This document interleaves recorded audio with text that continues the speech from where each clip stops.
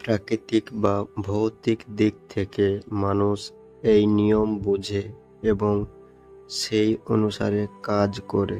তবে এই গুণ বা নিয়ম এমনই যা মানসিক বা নৈতিক দিক থেকে বোঝা যায়, যার ফলে সর্বসাধারণের সাহায্য পাওয়াটা কষ্টকর হয়ে ওঠে।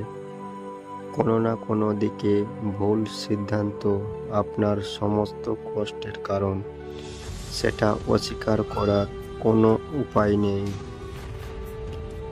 এক্ষেত্রে একটা কথা বলা যায়, মানুষ নিজের সাথে, নিজের অস্তিত্ব ও নিয়মের সাথে সামঞ্জস্য বিধান করে চালাতে পারে না। দুঃখ কষ্টের একমাত্র সর্বোপরি ব্যবহার দেখা যায় শুদ্ধকরণের সময়, আর যা দরকার নেই সেগুলোকে ধ্বংস করার জন্য।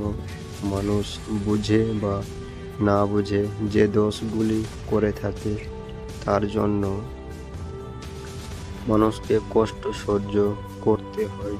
যে মানুষ নির্মল, তার জন্য সমস্ত দুঃখের দরজা বন্ধ হয়ে যায়।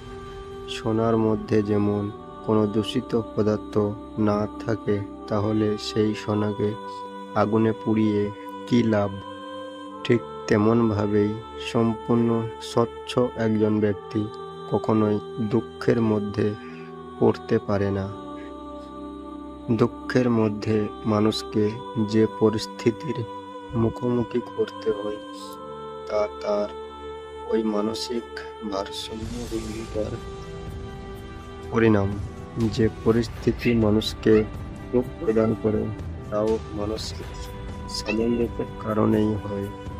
আপনি কতটা প্রাচুর্যের মধ্যে জীবন অতিবাহিত করেছেন, এটা শক্তিশালী হওয়ার মাপদণ্ড হতে পারে না।